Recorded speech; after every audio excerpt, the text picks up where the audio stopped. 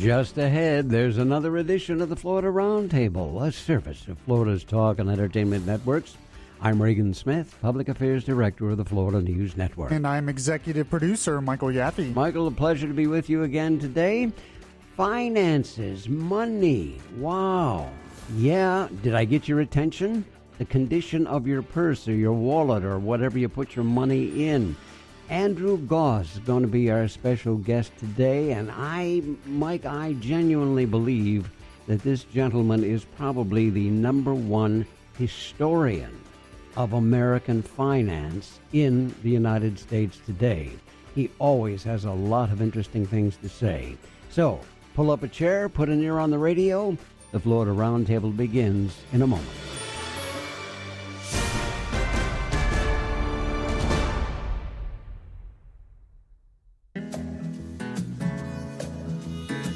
One time he forgot to fuel up the boat. And it wouldn't be the first time he left his tackle box behind. On one trip he even headed out without his lucky hat. And seems he almost always forgets to wear his sunscreen. But he never forgets to wear the one thing that could save his life. Life jackets save lives. Wear it, Florida. Visit myfwc.com for more information. This November, Florida voters have many choices to make, but Amendment 10 is one of the most important. Known as the Protection Amendment, Amendment 10 protects your right to vote for constitutional officers like your sheriff and tax collector, so they are elected by you and not appointed by county bureaucrats. Amendment 10 also protects families by creating the Office of Homeland Security in Florida to safeguard our state against terrorism, as well as protects veterans by preserving Florida's Department of Veterans Affairs. To learn more, visit amendment10.org, paid for by the Florida Sheriff's Association. Want to fly somewhere? Looking for cheap flights or cheap tickets? Then call. That's right. Call the low-cost airline travel hotline now for prices so low we can't publish them anywhere. Low-cost airlines has all kinds of cheap travel deals. Fly domestically and save up to 75%. You can even fly internationally and save even more. Yes, fly anywhere in the world and save a lot of money on your plane tickets. We'll even save you money with cheap travel deals on hotels, rental cars, even complete travel packages. So don't book your tickets until you call us first for the absolute cheapest prices on U.S. and international airline tickets and hotels. Call right now for prices so low they can't be published. Travel experts are here 24/7 to help. 800-754-4531. 800-754-4531. 800-754-4531. That's 800-754-4531. This is the Florida Roundtable, a service of Florida's Talk and Entertainment Networks. I'm Reagan Smith, Public Affairs Director of the Florida News Network. And I'm Executive Producer Michael Yaffee. A pleasure again to be with you this week, Mike. And is it just me, or has the level of political advertising seemed to have gone up in recent days? Gee, I wonder why. We're just inundated with this business. Of course we are. You cannot.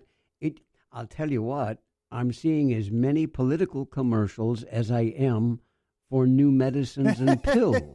That's when you know you're in October. I thought you couldn't get away from that, right. And not sure which one you like better or hate worse. I know. I really don't. But in any event, we happened to get a copy of the Tampa Bay Times over here, and they had an interesting article in it. They surveyed people they termed to be political insiders on our coming election. And you and I have shared some thoughts on this, but it's an interesting article, and they may be right. They may come away with egg on their face.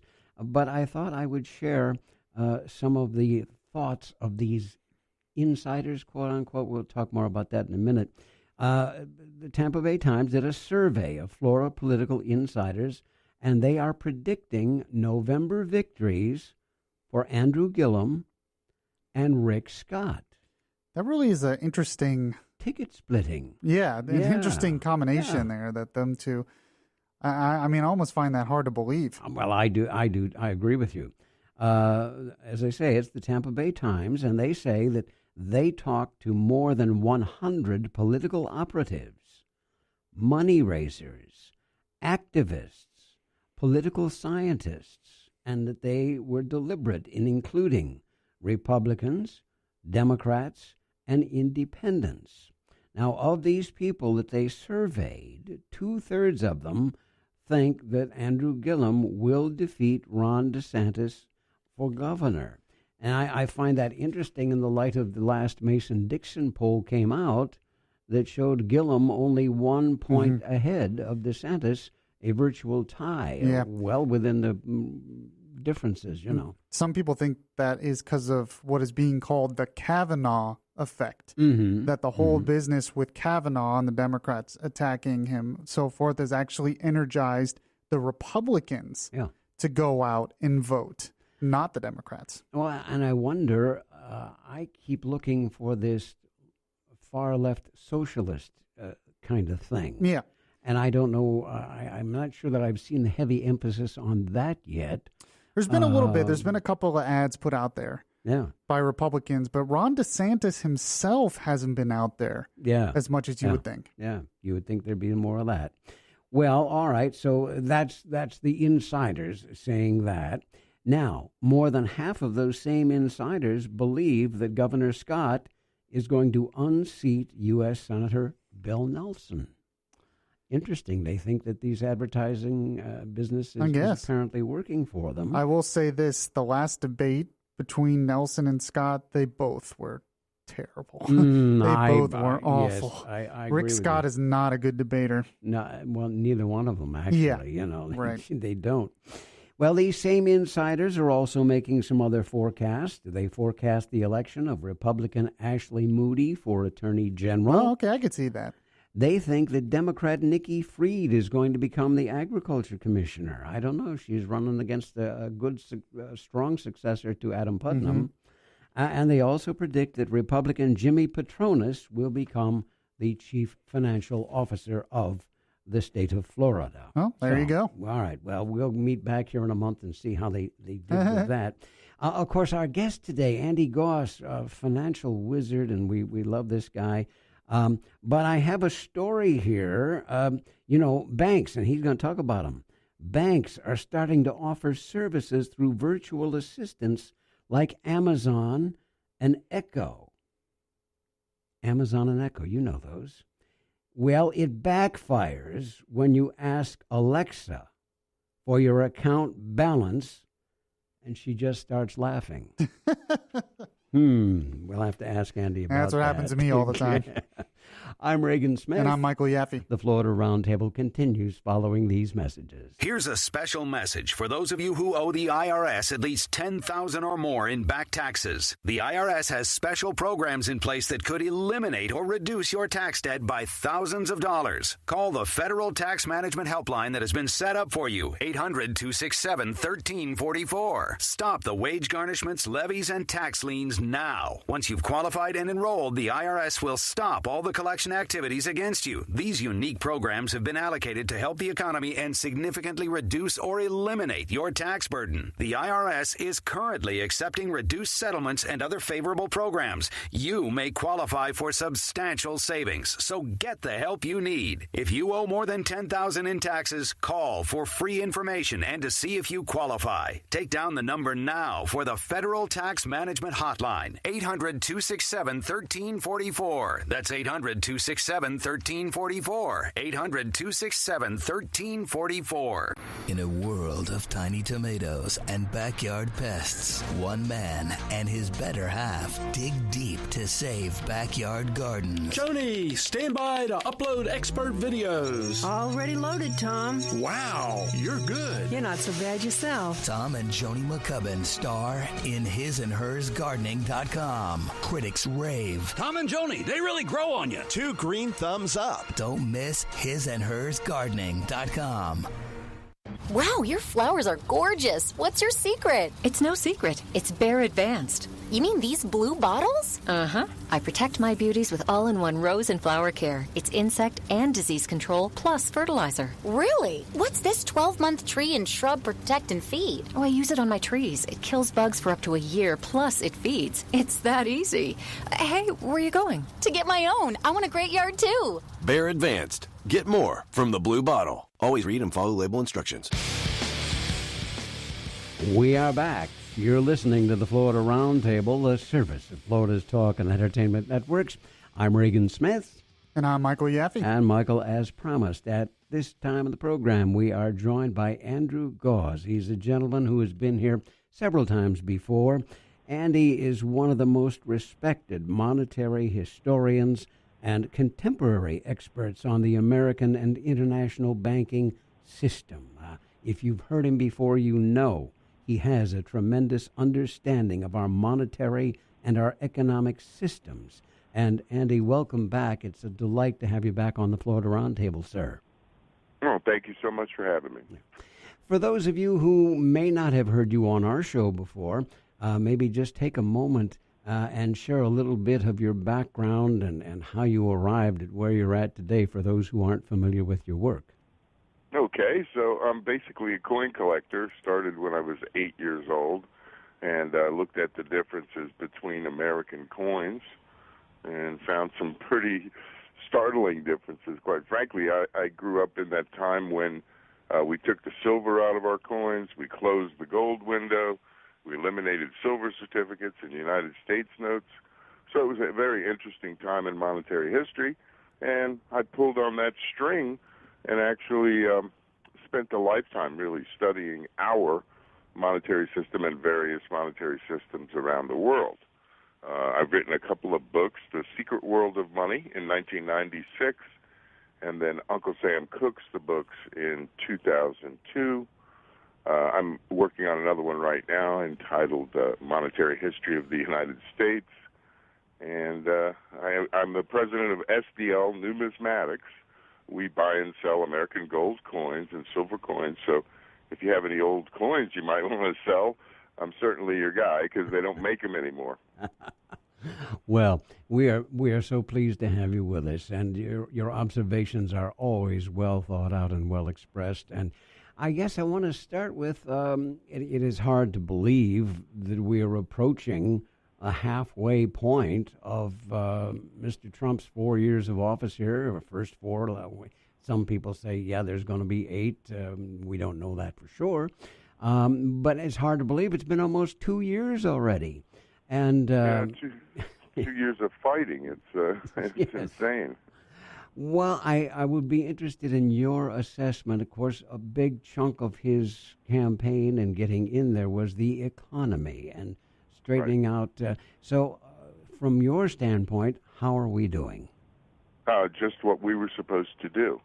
You know, as I've said many times long before Mr. Trump was elected, you know, for the first 150, 170 years of this nation, we financed our entire federal government's operations without an income tax. And the income tax started, curiously, this week. In 1913, President Woodrow Wilson signed the income tax bill, and we were charged 1%. Quickly, you see what happened. In very short order, we've driven the tax rate up to where a third to a half of most folks' paycheck goes just for taxes. So, you know, the American worker has been forced to bear the cost of the enormous government that we have, and this tariff is finally a turn back to what our founders intended. Instead of Americans spending hours upon hours and throughout the year saving receipts and so forth, and then filling out forms and reporting their activities to the government, it simply was a mechanism of when they purchased something. The tax had already been collected from the corporation that sold the item. So I think that that's a step in the right direction, and most certainly our tax policies that encouraged foreign companies to come to the United States and sell their products without having a physical presence here. So they make them in Japan or China, wherever they make them, and bring them to the United States and sell them without paying any tax. They take their profit back home to their home country and pay the tax there. So all of our policies were designed really to export America's jobs, to make it nearly impossible for the American worker to get ahead. His labor was undervalued. Unemployment was so high that you couldn't very well ask for a raise because there's 7 people in line asking for your job. Now, of course, in just 2 short years, that's reversed itself. Anyone with skills can demand the highest wage available in the marketplace because there's such a demand for workers, skilled workers. So I have to give the president an A+ on his economic policy and a total F on his communication skills. But, given that's what I deal with, I think he's doing a great job. So when you talk about his economic policies and the success behind them, President Obama came out just a few weeks ago and tried to take credit, saying it was his administration is the reason why the economy is so good right now. What do you have to say in response to what he was saying?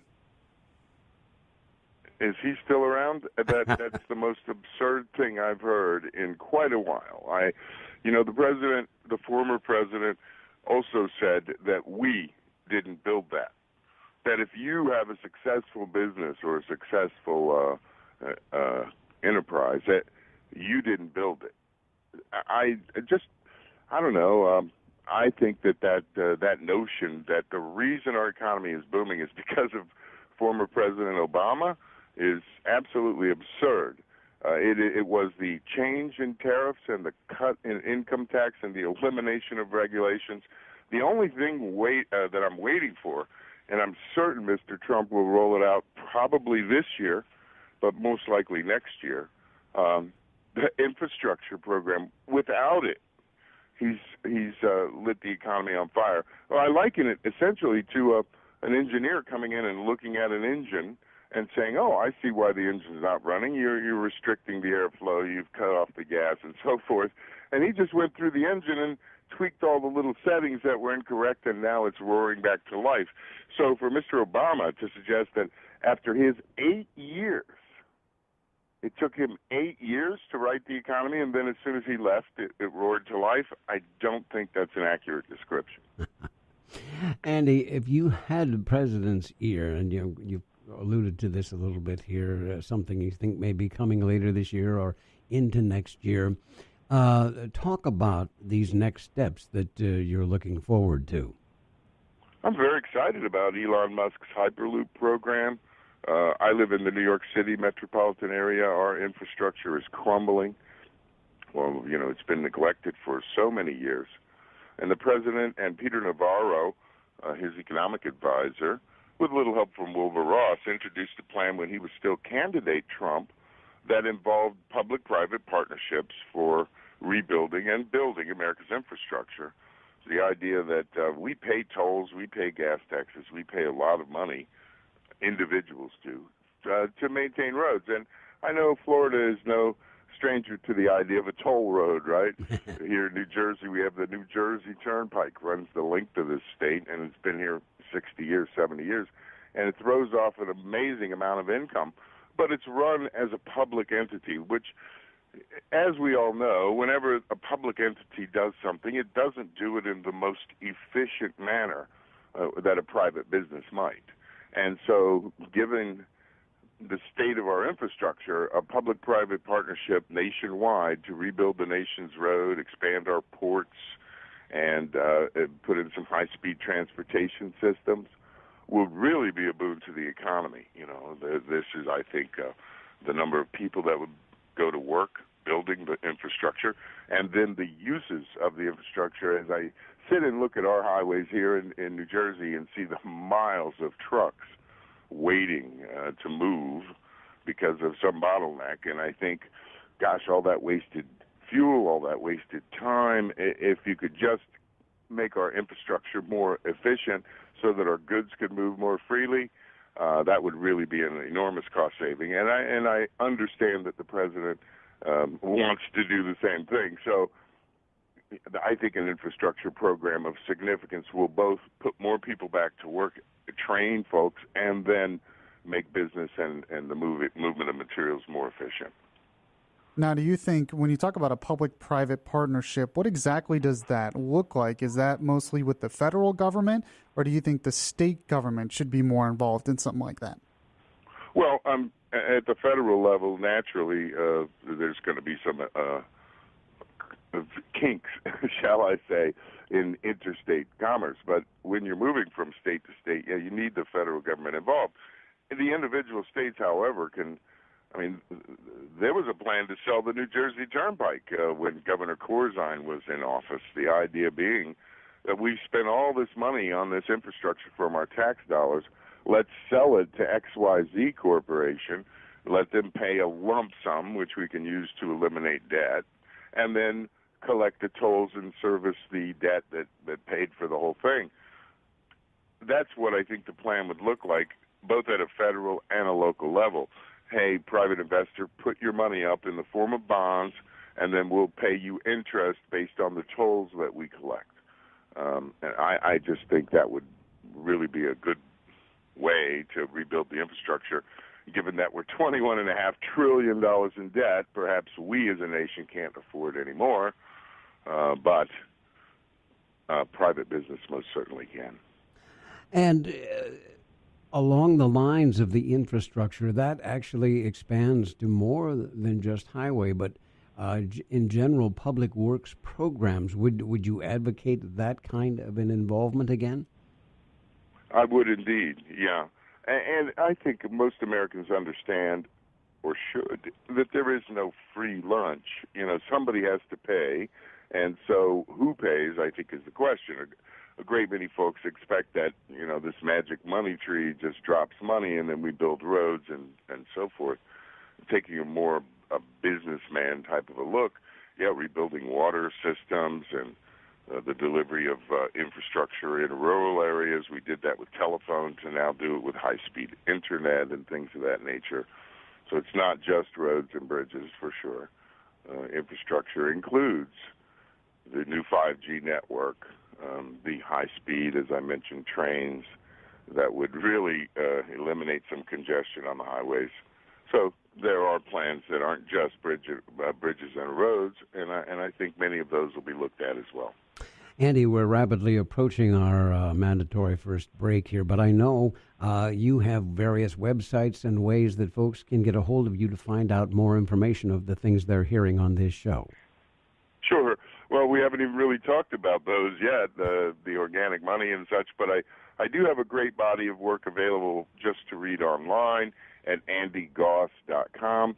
And then I have 3 audio CDs that I'll tell you what, Andy, hang on to that, because we'll do that as soon as we come back. We are at that point where we have to say this is the Florida Roundtable. I'm Reagan Smith. And I'm Michael Yaffee. Our very special guest, Andrew Gause, and we'll continue the conversation in a moment. Here's important new information from the Diabetes Solution Center for you, a family member, or a loved one suffering with diabetes. If you have lost your provider, or if you need a provider for diabetic supplies, you may qualify to receive your diabetic testing supplies now with little or no out-of-pocket cost, regardless of your age. All you need is Medicare or private insurance to be potentially eligible. Call the Diabetes Solution Center right now for details. Just takes a couple of minutes. Our friendly, knowledgeable agents will give you free, no-obligation information, handle all the insurance paperwork, and make sure your supplies are delivered directly to your door for free. Call U.S. Medical Supply 24 hours a day.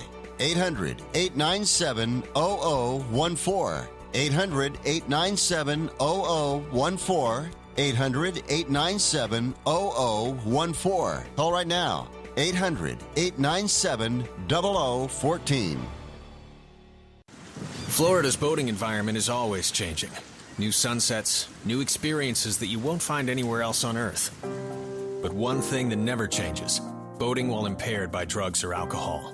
It's illegal in the state of Florida. Boating under the influence will land you in jail, or worse, kill someone you love. It's just simply not a risk worth taking. Learn more about Florida's boating laws at myfwc.com. Brought to you by the FWC Division of Law Enforcement. Your yard's days of being picked on are over, thanks to the science of Bayer Advanced Brush Killer Plus. Its penetrating formula is specifically designed to kill hard-to-control brush, like kudzu, poison ivy, poison oak, and wild berries, roots and all. And the concentrate product even kills stumps, so your yard never has to worry about being bullied. Bayer Advanced. Get more from the blue bottle. BayerAdvanced.com. Always read and follow label directions. Terrorist acts and shootings are often described as great tragedies. They are not. We live in a world so concerned with being politically correct that they're afraid to call evil what it is, evil. Man's sin nature is as old as the Garden of Eden. Many love to blame culture, poverty, or lack of education and opportunity as the problem. They may have a good or bad impact, but the big problem is sin. Acknowledging our sin nature will show us our need for a Savior who changes us from within. That Savior's name is Jesus. He came to die for the sins of all who will acknowledge their sin. Faith in Him strikes a mighty blow at evil. So quit calling man's evil acts a tragedy. They are evil and God hates it. Yet thankfully He loves us in spite of our evil and sin. Jesus not only forgives us, but gives us the want to overcome evil with good. This is Brian Wright, speaking right from my heart. All right, crew, let's get her dug.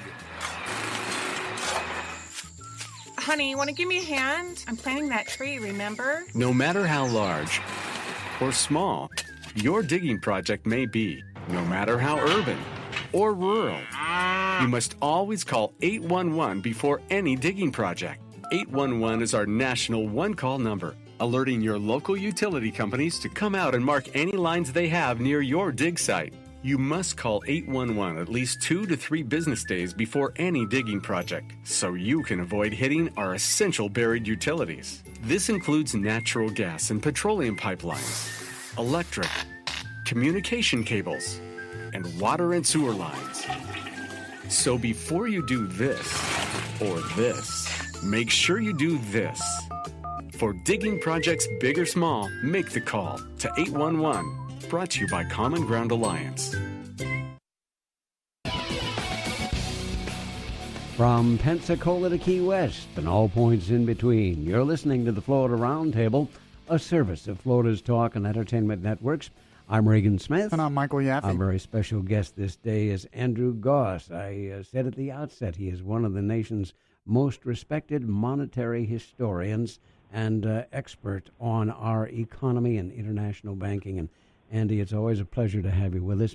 As we went into that last break, we were talking about locations that people can go to read your printed material. You've got books out there. You've got some CDs. And so go ahead and tell folks how these things can be found.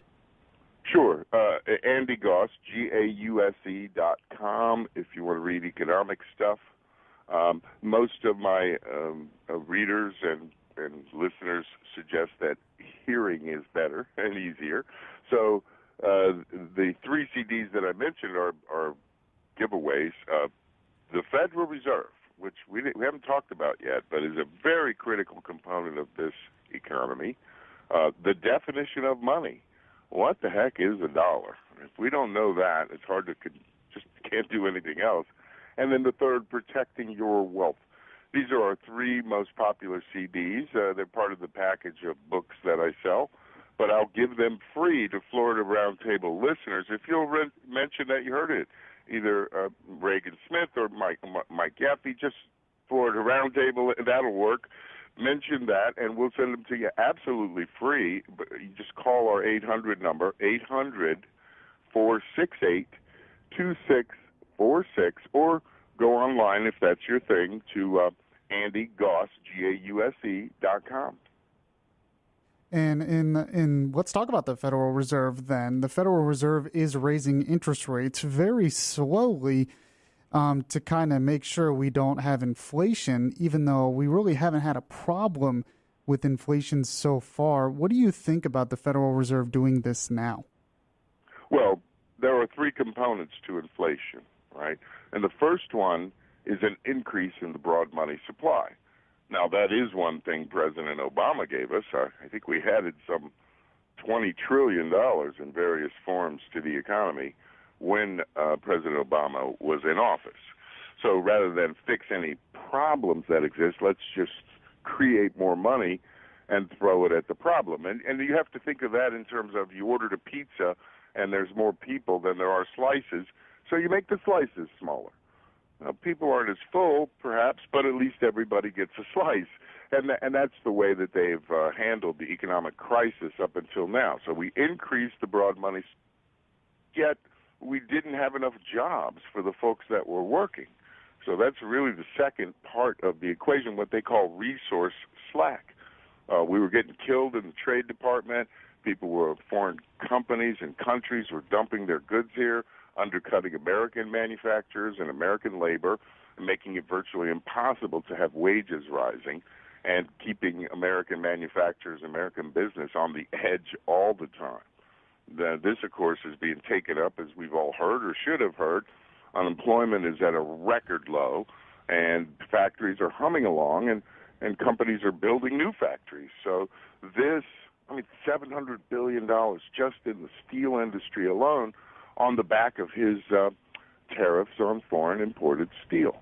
So these policies have taken out the resource slack. So factories are running at full speed, and people are fully employed, so that means, hey, time to get a higher wage, time to build another factory, right? That resource slack. And then the third, and I think one that I can't even believe the statistics when I look at, monetary velocity. Americans have been so frightened by the crisis of 2008 that they have not kept their money moving. It's just, when President Obama was in office, for example, as fast as Americans would earn a dollar, they would take it out of circulation and put it away. They would not spend it. And so monetary velocity fell to a 50-year low, like 1.25 times a dollar would turn over. And this is all based on consumer confidence. If you don't think the future's too bright, then you're going to squirrel your money away. And that's what folks did. In fact, during the period that President Obama was president, our national savings in total, you measure that in money with a zero maturity. This is a Federal Reserve measurement. Money that we put in the bank and have no plans to invest, no plans to spend, went from $7 trillion in 2007 to nearly $15 trillion when President Trump took office. So it doubled. And that money not being working and moving, of course, there's no inflation when that happens. This, of course, all is turned on its head. When you fix the three components of inflation, then you're going to see inflation. So I think the Federal Reserve is moving in the correct direction by raising rates to try to fend off some of this speculative activity, companies buying their own stock with borrowed money, speculators buying their own buying stocks and bonds with borrowed money. This, of course, is slowly coming to an end as the Federal Reserve drives these folks out of the market with higher interest rates. And additionally, America's savers, which there's a bunch of you in Florida who are retired and have a fixed amount of money, it's very hard to live on a 2% or a 1% return. We need to get back to where what we call the mean in terms of interest rates. If you look at over 40 years or 50 years, you should be earning 4 or 5, maybe 6% on your savings. So these two factors combined, I think the Federal Reserve raising interest rates and the economy coming back to full swing will be good not only for America's earners, but America's savers as well. I want to go back to the Federal Reserve. It's always been one of my favorite topics, and I know it's one of yours. But President Trump provided us a change in leadership at the Federal Reserve. And, of course, one of the big problems that you and I have talked about over the years is this lack of accountability that the Federal Reserve has to anybody. But I'm interested, and we can come back to that, but I'm interested in your assessment of the new chairman of the Fed and how you think that's going, and will that work out well for us in the long run? Well, certainly Jerome Powell is new to the scene, so to speak, so we don't have much to judge him on, but it appears to me as though he's heading in the right direction. So that is the new Fed chairman. You know, we had Alan Greenspan and Ben Bernanke, very well-known names, and then along comes Jerome Powell, which we don't really have a history on. Janet Yellen, I think, was just minding the store, to be quite frank. I really don't, I cannot credit her with any great economic policies. Jerome Powell, I think, will follow this direction of, what shall we call it, a soft landing, because interest rates will rise, probably back into the double digits before the steam is off this economy. And if he does it slowly and signals the moves very clearly, he won't upset the apple cart the way many Fed chairmen have in the past. So I have to give him a good grade given the short time that he's been in office. But if he stays on this very narrow flight path, nothing too fast or dramatic, I think the American economy will respond quite well to his leadership. You know, one part you said it would be good for savers, but what about spenders who maybe want to get a home loan or a car loan? Won't the higher interest rates kind of hurt their ability to buy those products? That is true, and it's certainly up to manufacturers in the case of cars and furniture and such things. I don't know that the builders will give these sorts of rate subsidies, but I remember a time in high interest rates where manufacturers, builders gave rate incentives, buy downs and such. The fact of the matter is that home ownership is not a right. I hate to be so crass about it, but it's all about hard work. And the unnatural price of real estate, especially in the 2007 era, was all related to easy money. And if you didn't have all of that demand, you wouldn't have those ridiculous prices. So I think in the real estate area, prices will moderate somewhat, which, of course, will make it more affordable for the typical American. But, yeah, higher interest rates are going to be a problem for folks that don't yet have a home or need to borrow money to buy a car or furnish the house. So this is something that, of course, we have to worry about. I just don't think it's going to be that big of an impediment if it's done slowly. We have, again, unnatural number of buyers in the real estate market because of easy money, and having to work a little harder for it probably will be a good thing overall for our economy. Andy, in about 35 seconds here, I want you to put out the website and that 800 number again for us before we go to break. Sure, 800-468-2646, and the website is andygause.com. And all they have to do is tell your folks that they heard this on the Florida Roundtable, and you have a package of 3 CDs that you're going to send them. 3 CDs and the accompanying booklets, the definition of money, the Federal Reserve, and protecting your wealth. All free. Mention Florida Roundtable or Reagan and Mike. Tell us that you heard it on that show, network, and we'll send them to you absolutely free. That's 800-468-2646.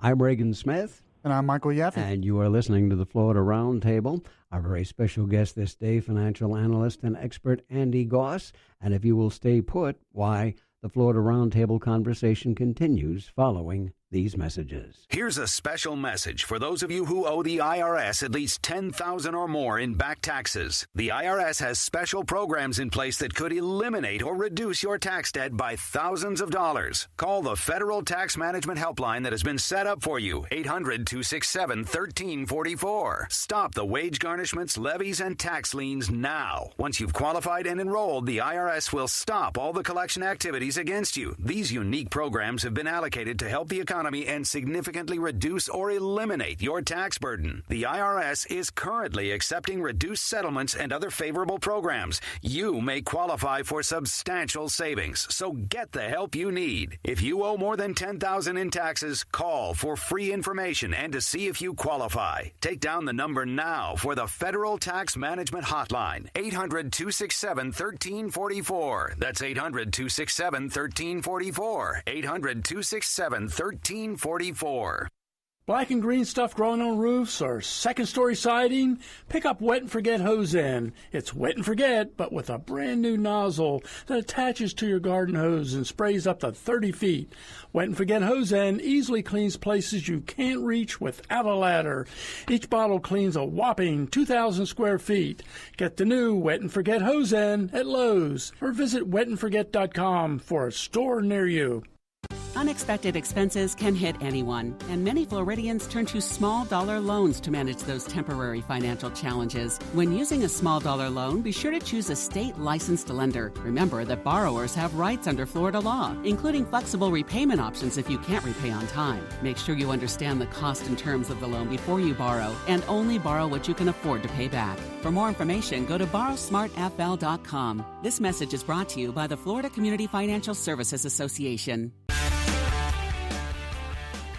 We are back. You're listening to the Florida Roundtable, the service of Florida's Talk and Entertainment Networks. I'm Reagan Smith. And I'm Michael Yaffee. Our very special guest this day is Andrew Gause. Andy is, as I have said a couple of times here, I consider him to be one of the most respected monetary historians and experts on our American and international banking system.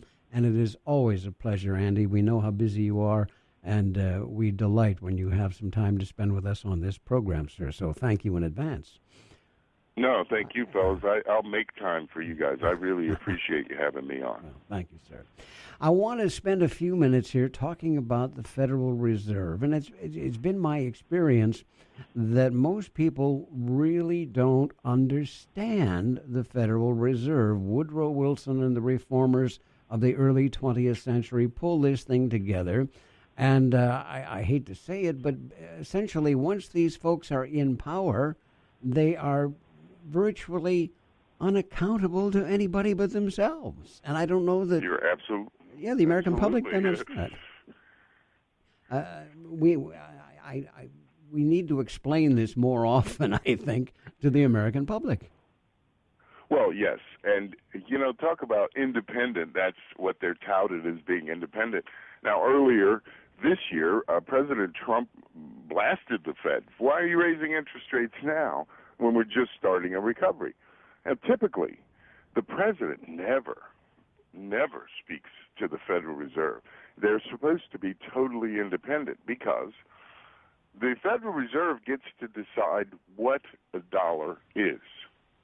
And if that power were in the hands of the executive, then every time an election cycle would come around, they would pump the economy full of new money to make everyone feel good, as we did in the roaring 20s.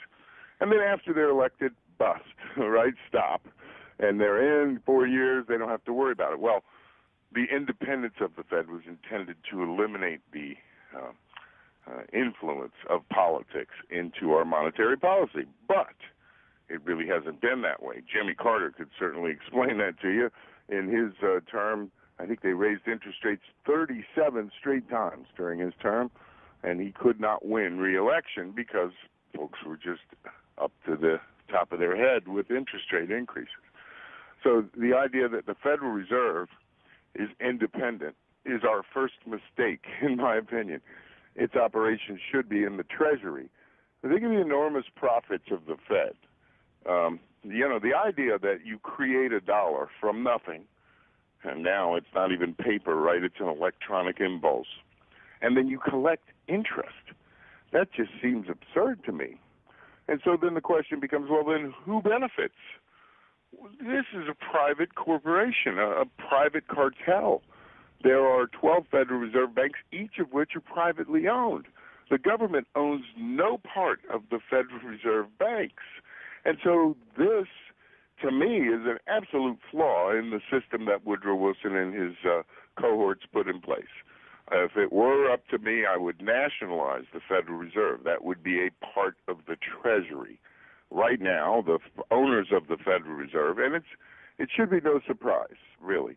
If you go out of your house today, look at the highest, tallest building, and it'll be owned by the owners of the Federal Reserve, which are the commercial banks in the United States. This is a flaw in the system. Now, you talk about how under the Carter administration, he probably lost re-election because the Federal Reserve decided to raise interest rates over and over again. Let's say theoretically Jimmy Carter did have the power to change that. Isn't it true that politicians might do the wrong thing and not raise interest rates when they should? Yes, that was the fear. That was exactly the fear. And this was the reason why the Federal Reserve was going to be independent of the government. But as it seems to me, looking at the political situation as it currently is unfolding, say, for example, within the FBI, which is clearly the executive branch, and what's happening is the president is telling them to do things, and they're saying, no, that's not in the best interest of the United States. So if it works on that level, then why wouldn't it work? It's something as common to all of us as our money. So we've never tried it, put it that way. And, well, I shouldn't say that either, because in monetary history, we did. Abraham Lincoln issued the first greenbacks. James Garfield, William McKinley put us back on the gold standard. Heck, even John Kennedy changed the monetary system by the issue of United States notes in 1963. So there have been presidents who have tried to modify the way that our system works. They've not had very good luck. If you look at what those four presidents have in common, I don't think I would want to be the fifth one. I sometimes liken it to Teddy Roosevelt. You know, he came in with a big broom, and sure, he was. People have compared him to sort of a grand lion, and he roamed the territory, but never violated the presidential laws. But the government has grown so big. It doesn't stop on a dime, and you can't turn it on a dime. And people don't understand how difficult it is to get movement out of our government. Well, you are so right on that. And the one place that we all expect the government to do its job is in monetary policy. Now, our founders were so very specific about what a dollar was. In fact, Article 1 of the Constitution says, quote, "No state shall make anything but gold and silver coin a tender in payment of debt." And that was so that we would know what the standard was. And then Congress was charged with setting what that standard is. So they decided back then, okay, a dollar is 0.7734 ounces of silver, or 1/20th of an ounce of gold. So you knew what the standard was. Imagine going to buy a gallon of gas and not knowing what a gallon was. Sure, one store could undercut the other by making the gallon a little smaller and so forth. So this is the real problem. We don't know what a dollar is, but yet we're expected to save them, enter contracts for them. This is a flaw, a dramatic flaw in the system. You enter into a contract today to pay $10,000 over the next 10 years, and by the time you get to the end of 10 years, the dollar's value or its substance, its standard has changed so dramatically that you can't even recognize the first dollar that you borrowed. This is a very, very, it is absolutely the most important critical element to the United States monetary system. What is a dollar? If we don't know what it is, as our founders intended us to know, then it's impossible to responsibly contract for future obligations. We need to fix that right away. I know I've advocated for 30 years, let's go back to a gold standard or a silver standard. I doubt that we can get there from here, as we say in New York, but you can do it slowly, and I think that President Trump's policies are a step in that direction. Andy, we got about a half a minute here. Again, give them the web address, the phone number, and your offer for free. Yeah, the 3 CDs, that'll get you started. If you're one of those folks who don't understand how that works, you can get those 3 CDs, The Federal Reserve, The Definition of Money, and Protecting Your Wealth, absolutely free. Just mention you heard it on the Florida Roundtable, you heard it with Reagan and Michael, and I'll send them to you if you call 800-468-2646. The only caution I would give is that once you start down this path, as I did, you might not want to stop. So it could very well consume your free time and how much time you spend studying the American monetary system. But like knowing the rules to a football game, once you do, then you can play with confidence. And that's something I think Americans need to do. So if you want to buy my books, The Secret World of Money and Uncle Sam Cooks the Books, go to your local bookseller. They'll happily help you. But if you want to get some free information or at least start the journey, take advantage. Call 800-468-2646. Mention Florida Roundtable or Reagan and Michael, and I'll gladly send them to you. Andy Gause, thank you so much for all of your time this day, sir, and we look forward to our next visit. I'm Reagan Smith. And I'm Michael Yaffee. A brief closing thought in a moment. Terrorist acts and shootings are often described as great tragedies. They are not. We live in a world so concerned with being politically correct that they're afraid to call evil what it is, evil. Man's sin nature is as old as the Garden of Eden. Many love to blame culture, poverty, or lack of education and opportunity as the problem. They may have a good or bad impact, but the big problem is sin. Acknowledging our sin nature will show us our need for a Savior who changes us from within. That Savior's name is Jesus. He came to die for the sins of all who will acknowledge their sin. Faith in Him strikes a mighty blow at evil.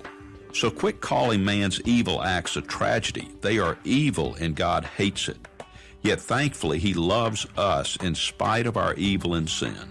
Jesus not only forgives us, but gives us the want to overcome evil with good. This is Brian Wright, speaking right from my heart. Floridians love boating with family and friends, exploring our state's amazing waterways. But even experienced boaters can lose sight of the risks of passengers standing or sitting in improper locations. Bow riding by passengers of any age is extremely dangerous. Be sure that passengers only sit or stand in designated areas while underway. Their safety is your responsibility. Safe boating is no accident. To learn more, visit the Florida Fish and Wildlife Conservation Commission at myfwc.com. This November, Florida voters have many choices to make, but Amendment 10 is one of the most important. Known as the Protection Amendment, Amendment 10 protects your right to vote for constitutional officers like your sheriff and tax collector, so they are elected by you and not appointed by county bureaucrats. Amendment 10 also protects families by creating the Office of Homeland Security in Florida to safeguard our state against terrorism, as well as protects veterans by preserving Florida's Department of Veterans Affairs. To learn more, visit amendment10.org, paid for by the Florida Sheriff's Association. In a world of tiny tomatoes and backyard pests, one man and his better half dig deep to save backyard gardens. Joni, stand by to upload expert videos. Already loaded, Tom. Wow, you're good. You're not so bad yourself. Tom and Joni McCubbin star in hisandhersgardening.com. Critics rave. Tom and Joni, they really grow on you. 2 green thumbs up. Don't miss hisandhersgardening.com. Employ Florida offers resources and services to help you find employment. Hi, Gary here. Employ Florida helped me improve my interview skills, plus write a great resume. I attended networking events with many employers and other industry professionals just like me. With the workshops and training found at employflorida.com, I was able to land a great job in my field. Job resources, real results, hired. Employflorida.com. That's employflorida.com. This is the Florida Roundtable, the service of Florida's talk and entertainment networks. I'm Reagan Smith. And I'm Michael Yaffee. Michael, the clock always runs way too fast when Andy Gause is with us. He makes such great sense, and it's common sense. Right. You know, that's the whole thing. So you may want to have a look. He will give you all that material for free to get you started. Always love having him here. Next week, you're going to hear a Donald Trump economic advisor, Alfredo Ortiz. He's no longer with the Trump administration, but I think you'll like what he has to say about our economy as well. It's very important. We do want to say thank you for your time this day. I'm Reagan Smith. And I'm Michael Yaffee. We'll see you next week with another edition of the Florida Roundtable. You've been listening to the Florida Roundtable, a news and public affairs presentation of the Florida News Network. The views and opinions expressed during this show are solely those of the participants and not necessarily those of this station's management, ownership, or sponsors. Please email your comments to reagansmith@fnnonline.net.